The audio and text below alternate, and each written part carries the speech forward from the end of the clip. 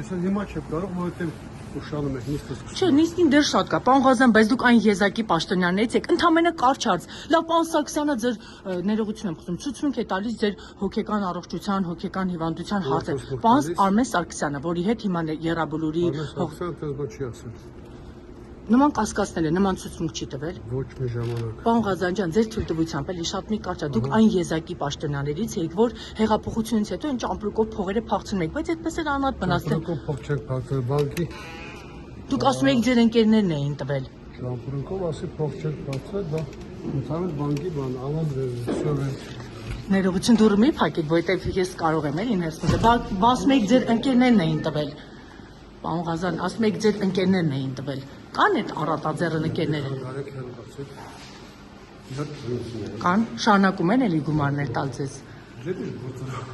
Հետաքրքիր է իմանալ, որովհետև ասում եք ընկերները մեզ միշտ հետաքրքիր է։ Հա, հետաքրքիր է, որովհետև ըստ էության բոլորն ասում եք իրանք էին տվել, ինչի դիմաց էին տալիս, շարունակում են հիմա տալ։ Հա, դուք զննեք։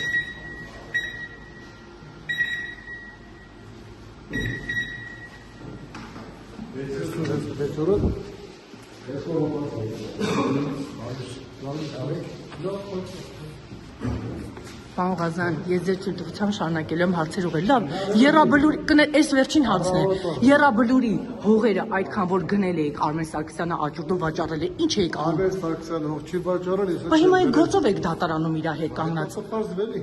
Հետո ինչ կպարզվի։ Բա դուք դատախազության հետ հաշտության եք գնում, հողերը հետ եք տալիս։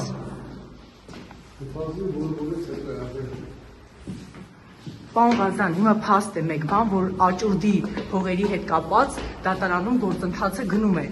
Եվ դուք Արմեն Սարգսյանի հետ կանգնած եք դատարանի առաջ։